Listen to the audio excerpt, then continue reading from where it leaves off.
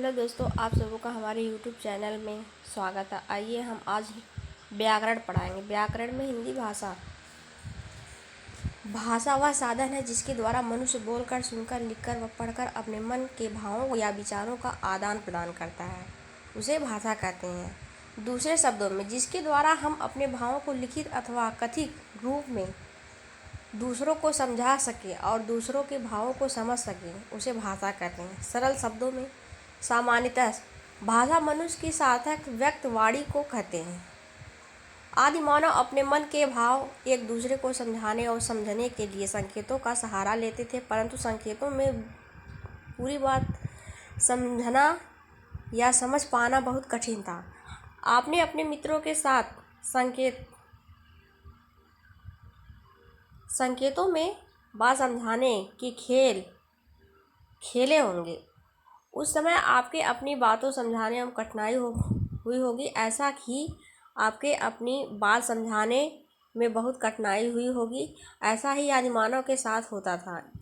इस असुविधा को दूर करने के लिए उसने अपने मुख से निकली ध्वनियों को मिलाकर शब्द बनाने आरंभ किया और शब्दों के मेल से बनी भाषा एक संस्कृत के भाष धातु से बना है, जिसका अर्थ है बोलना। कक्षा में अध्यापक अपनी बात को लेकर समझाते हैं और छात्र सुनकर उनकी बात को समझते हैं। बच्चा माता पिता से बोलकर अपने मन के भाव प्रकट करता है और उसकी बात सुनकर समझते हैं। इसी प्रकार छात्र भी अध्यापक द्वारा समझाई गई बात को लिखकर प्रकट करते हैं और अध्यापक से पढ़कर मूल्यांकन करते हैं। सभी प्राणियों द्वारा मन के भावों का आदान प्रदान करने के लिए भाषा।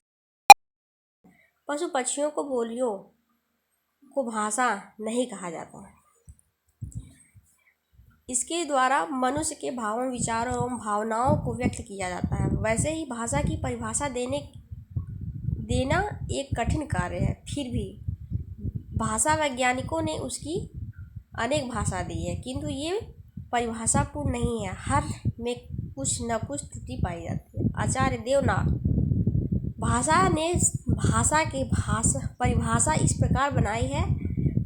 उच्चरित ध्वनि संकेतों की सहायता से भाव या विचार की पूर्ण अथवा जिसकी सहायता से मनुष्य परस्पर विचार विनिमय या सहयोग करते हैं, उसे यादृच्छिक रूढ़ ध्वनि संकेत की प्रणाली को भाषा कहते हैं।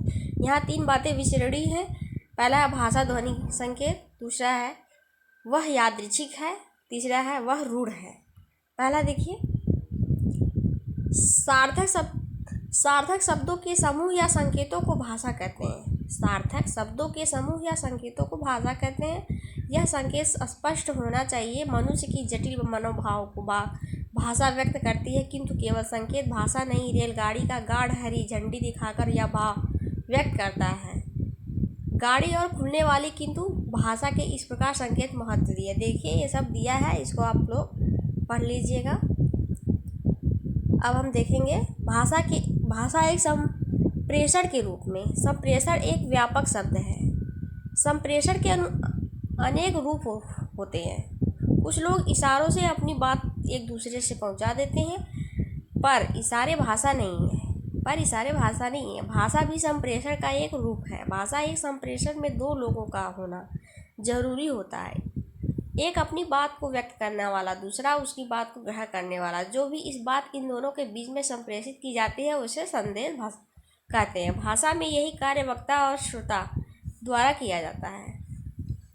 संदेश को व्यक्त करने के लिए उसकी वक्ता किसी न किसी कोड का सहारा लेता है। कोई इशारों से तो कोई ताली बजाकर अपनी बात कहता है। इस तरह इशारे करना या ताली बजाना एक प्रकार के कोड है। वक्ता एक श्रोता के बीच भाषा को कोड का कार्य करती है। भाषा में यह कोड दो तरह हो सकते हैं। यदि वक्ता बोलकर अपनी बात को संप्रेषित करता है तो वह उच्चरित या मौखिक भाषा कोड का सहारा लेना है, और यदि लिखकर अपनी बात को संप्रेषित करता है तो उसे लिखित भाषा का सहारा लेना पड़ता है। देखिए ये सब देखिए दिया है, आप लोग पढ़ लीजिएगा। अब देखिए मानव संप्रेषण तथा मानवेतर संप्रेषण। संप्रेषण अथवा विचारों का आदान प्रदान केवल मनुष्यों के बीच ही नहीं होता, मानवेतर प्राणियों के बीच भी होता है। कुत्ते बंदर तरह तरह की आवाज़ें निकाल कर दूसरे कुत्ते और बंदरों अपनी बात संप्रेषित करते हैं। मधुमक्खियाँ तरह तरह के नृत्य करती दूसरी मधुमक्खियाँ अपना संदेश संप्रेषित करती हैं, परंतु मानवेतर संप्रेषण को भाषा नहीं कहा जाता। भले ही पशु पक्षी की तरह तरह की ध्वनियाँ उच्चारित कर संप्रेषण करते हैं, वस्तुतः भाषा का संबंध तो केवल मनुष्य मात्र से है। भाषा का संबंध मानव मुख से उच्चारित ध्वनियों के साथ, या दूसरे शब्दों में कहें तो कह सकते हैं कि भाषा मानव मुख से उच्चारित है। भाषा एक प्रतीक व्यवस्था के रूप में। यह तो ठीक है कि भाषा मनुष्य के मुख से वागेंद्रियों से उच्चारित होती है, पर उच्चारण के अंतर्गत मनुष्य तरह तरह की ध्वनियाँ, स्वर तथा व्यंजन के मेल से बने शब्दों का उच्चारण करता है। इन शब्दों से वाक्य बनता है और वाक्यों के प्रयोग से वह वार्तालाप करता है। एक और भाषा के इन शब्दों का कोई न कोई अर्थ होता है, दूसरी ओर भाषा के इन शब्दों का अर्थ होता है और ये किसी न किसी वस्तु की ओर संकेत करते हैं। उदाहरण के लिए किताब शब्द हिंदी एक अर्थ है, जिससे प्रत्येक हिंदी भाषी परिचित हो है। दूसरी ओर यह शब्द किसी वस्तु ऑब्जेक्ट यानी किताब की ओर भी संकेत करता है। यदि हम किसी से कहें कि एक किताब लेकर आओ, तो वह व्यक्ति किताब शब्द को सुनकर उसे अर्थ तक पहुंचता है और फिर किताब को ही लेकर आता है, किसी अन्य वस्तु को नहीं। ये सब दिया है, पढ़ लीजिएगा।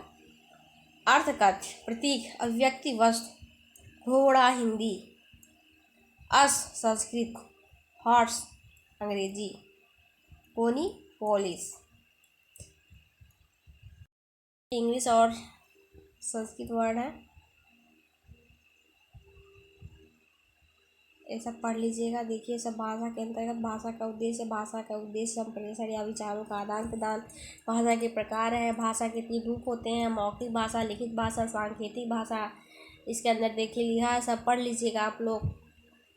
लिखित भाषा है, मौखिक है, सांकेतिक संकेतों द्वारा जो होती है। भाषा की प्रकृति, भाषा सागर की तरह सदा चलती रहती है, उसे भाषा कहते हैं। भाषा के विविध रूप, भाषा के अनेक देशों में, हर देश में भाषा के 3 रूप होते हैं, बोलियां, परिनिश्चित भाषा, राष्ट्रभाषा। बोलियां, जिन स्थानीय बोलियों का प्रयोग साधारण अपने समूह या घरों में करती हैं, उसे बोली कहते हैं।